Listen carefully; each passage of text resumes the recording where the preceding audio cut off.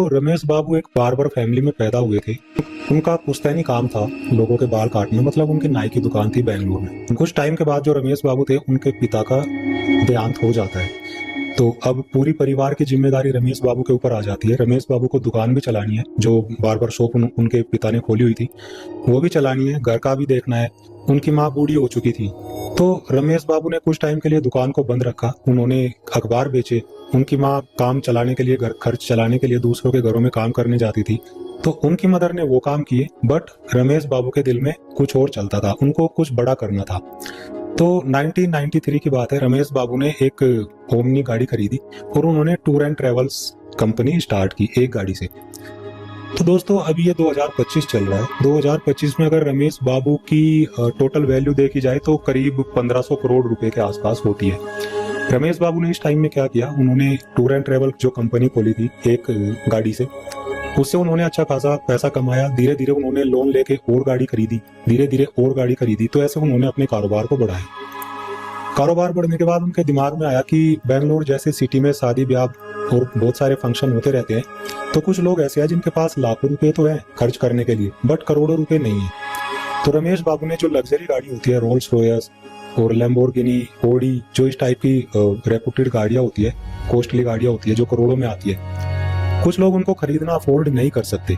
तो रमेश बाबू ने क्या किया, उनके पास पैसे थे तो उन्होंने एक दो गाड़ी ऐसी खरीद के उसको रेंट पे देना स्टार्ट किया, एक रात के लिए या एक दिन के लिए, क्योंकि शादी ब्याह में एक रात के लिए, एक दिन के लिए गाड़ी चाहिए लोगों को थोड़ा अपना इंप्रेशन जमाने के लिए।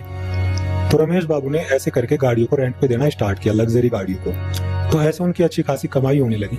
ऐसे करके उन्होंने अपने स्टार्टअप को आगे बढ़ाया और आज वो 1500 करोड़ के बिजनेसमैन है। मतलब इंडिया के सबसे बड़े बार्बर है, सबसे अमीर बार्बर है। दोस्तों रमेश बाबू की आप सादगी देखो, इतने बड़े बिजनेसमैन होने के बावजूद भी वो आज अपनी रूट को नहीं भूले, अपनी, मतलब अगर मैं देसी लैंग्वेज में बोलूं, अपनी औकात को नहीं भूले।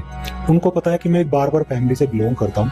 आज भी वो अपनी दुकान को चला रहे हैं। आज भी वो दिन में 5 घंटा अपनी दुकान पे जाते हैं, लोगों के बाल काटते हैं। आप सोचो, वो 1500 करोड़ रुपए के मालिक हैं और लोगों के बाल काटते हैं आज भी। क्यों?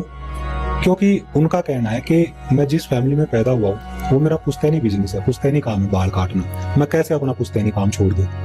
तो दोस्तों महान लोगों की यही पहचान होती है, वो कभी भी अपने रूट को नहीं भूलते, कभी भी अपनी जड़ों को नहीं भूलते। भले ही वो काम करे या ना करे, लेकिन उनके दिल में, उनके दिमाग में ये बात हमेशा रहनी चाहिए कि वो कहाँ से निकल के आए हैं, वो किस फैमिली से बिलोंग करते थे, कैसे दिन उन्होंने देखे हैं। और रमेश बाबू एक बहुत ही अच्छे, बहुत ही हम्बल इंसान है।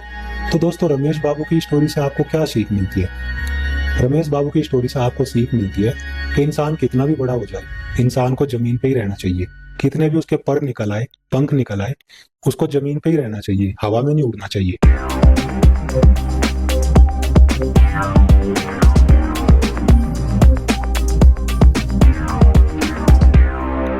हम लोग क्या करते हैं, एक मिडिल क्लास फैमिली है, अगर उसके किसी मिडिल क्लास फैमिली के इंसान के पास बहुत सारा कहीं से पैसा आ जाए ना, तो वो इंसान को इंसान नहीं समझेगा, फिर वो अपनी औकात भूल जाएगा। उसको दूसरे लोग तुच्छ इंसान लगने लगेंगे, गोंकेस लगने लगेंगे। वो अपने आप को बहुत बड़ा पता नहीं क्या समझ लेगा। वो आसमान में उड़ रहा होगा, उसको लगेगा कि ये लोग सब कीड़े मकोड़े हैं मेरे सामने। तो दोस्तों ये औकात हमारी हो जाती है थोड़ा सा पैसा हमारे हाथ में आते ही। मैं बहुत सारे ऐसे लोगों को जानता हूँ जिनके पास सडनली कहीं से पैसा आया, उन्होंने लोगों को, इंसानों को इंसान समझना छोड़ दिया, अपनी औकात के बाहर निकल गए और उनको ऐसी लाठी पड़ी टाइम की कि वो वापस जमीन पे आ गए और आज वो भीख मांगते हैं। आज उनके ऊपर बहुत सारा कर्जा है। तो कभी भी इंसान को अपनी जड़ें नहीं चाहिए, अपने रूट नहीं भूलने चाहिए। ठीक है, मैं अगर एक अच्छी फैमिली से बिलोंग करता हूँ तो अच्छी बात है, लेकिन वो अच्छी फैमिली क्यों है, किस लिए है, क्या काम करती है, मुझे उस चीज को नहीं भूलना चाहिए। अगर मेरी फैमिली में भैंसें रखी जाती है तो मुझे गोबर से नफरत नहीं होनी चाहिए, मुझे गोबर उठाने में कोई प्रॉब्लम नहीं होनी चाहिए। अगर मेरे पापा गांव में बहुत ही रेपुटेड इंसान है तो इसका मुझे गर्व होना चाहिए इस चीज के ऊपर मुझे। लेकिन मुझे इतना भी एटीट्यूड मेरे अंदर नहीं आ जाना चाहिए कि मैं दूसरे लोगों को तुच्छ इंसान समझने लगूं। दोस्तों हर एक काम होता है। हमें बिल्कुल ये नहीं सोचना चाहिए अपना जीवन चलाने के लिए कि ये छोटा मोटा काम मैं क्यों करूं, मैं तो उस फैमिली से बिलोंग करता हूँ, इतनी बड़ी रेपुटेड फैमिली से बिलोंग करता हूँ, मैं गोबर क्यों उठाऊं, मैं ये काम क्यों करूं, मैं वो काम क्यों करूं। दोस्तों वो आपका पुश्तैनी काम था, उसी काम से आपकी फैमिली को सब कुछ मिला है। तो आप ऐसे नहीं बोल सकते कि मैं ये काम क्यों करूं। कल को आपके पास वो भी काम नहीं होगा तो आपको उससे घटिया काम करना पड़ जाएगा। मेरी एक दो लोगों से बात हुई है जिनको मैं जानता हूँ, वो आज कर्जे में।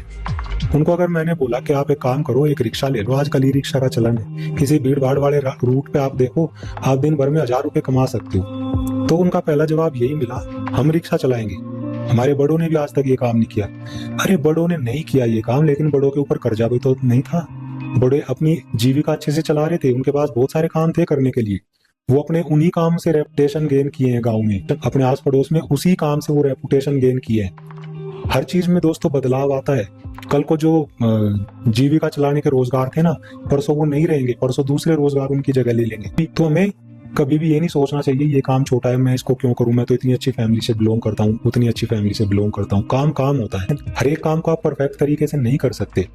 राजा का बेटा राजा पैदा नहीं होता, वो पुराने टाइम में होता था। कोई अगर आज बड़ा मिनिस्टर है, मैं यहाँ पे पीएम वीएम नहीं बोलूंगा, ठीक है, तो उसका अगर कोई बेटा होगा तो वो डायरेक्ट पीएम नहीं बनेगा, उसको भी जीरो से स्टार्ट करना पड़ेगा। तो दोस्तों यहाँ पे बात आती है कि आप अपनी फैमिली के लिए छोड़ के क्या जा रहे हो, अपने बच्चों के लिए क्या बना के जा रहे हो। अपने बच्चों को सिखाओ, उनको अपनी जड़ें दिखाओ, तुमने क्या स्ट्रगल की है। अगर तुम अपने बच्चों को दिखाओगे ना कि देखो मैं तेरे लिए इतना सब कुछ छोड़ के जा रहा हूँ, तो आपका बच्चा पहले से ही हवा में है, पहले से ही वो हवा में उड़ा दिया आपने। वो इंसान को इंसान नहीं समझेगा, वो गलत संगत में पड़ के जो आपने उसके लिए किया होगा वो सब खो देगा, और उसके बाद उसको फिर वो छोटा मोटा काम करने में भी शर्म आएगी। आपका बच्चा कभी आगे नहीं बढ़ पाएगा। तो दोस्तों अगर इस वीडियो को आप अच्छे से देख रहे हो अभी तक, तो ये चीजें, अपने रूट्स, अपनी जड़ें अपने बच्चों को जरूर बताना, सो दैट आपके बच्चे वो हवा में ना उड़े शुरू से ही। उनको पता चले कि जीरो से स्टार्ट करना क्या होता है, उनको स्ट्रगल का पता चले।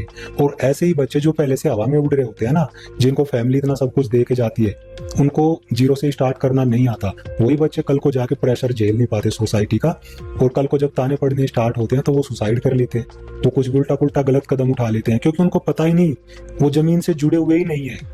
और वो जमीन से जुड़े हुए नहीं है तो वो कभी प्रेशर झेल ही नहीं पाएंगे। तो दोस्तों इस वीडियो के थ्रू मैं आप लोगों से यही कहना चाहूंगा, अपने बच्चों को सिखाना आपकी जड़ें क्या है, आपका पुश्तैनी काम क्या रहा है, उसके बाप दादा क्या क्या छोटे छोटे काम करके इतना सब एम्पायर खड़ा किया है उसके लिए, सो दैट वो आपकी हार्ड अर्न कैपिटल को, हार्ड अर्न जो एम्पायर आपने खड़ा किया है ना, उसको ऐसे ना उड़ा दे गलत संगत में पड़ के।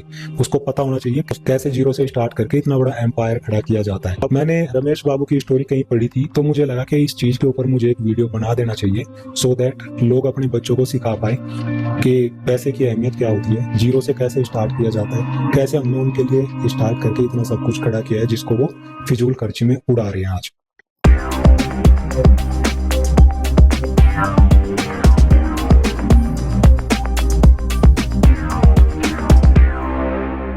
तो कैसी लगी दोस्तों वीडियो? अगर इस वीडियो से आपको कुछ सीख मिली हो, तो इस वीडियो का मेरा बनाना तभी सफल हो पाएगा जब आप अपने बच्चों को, या अपने आस पड़ोस के बच्चों को, या जो भी आपके कांटेक्ट में है, उसको आप ये सारी चीजें सिखाओगे, समाज की हकीकत आप उसको बताओगे, तभी इस वीडियो का बनाना सफल होगा। तो कमेंट में आप जरूर बताना मुझे कैसी लगी वीडियो आपको, और अगर अच्छी लगी तो शेयर जरूर कर देना जिसको भी आपको लगता है इस वीडियो की जरूरत हो सकती है।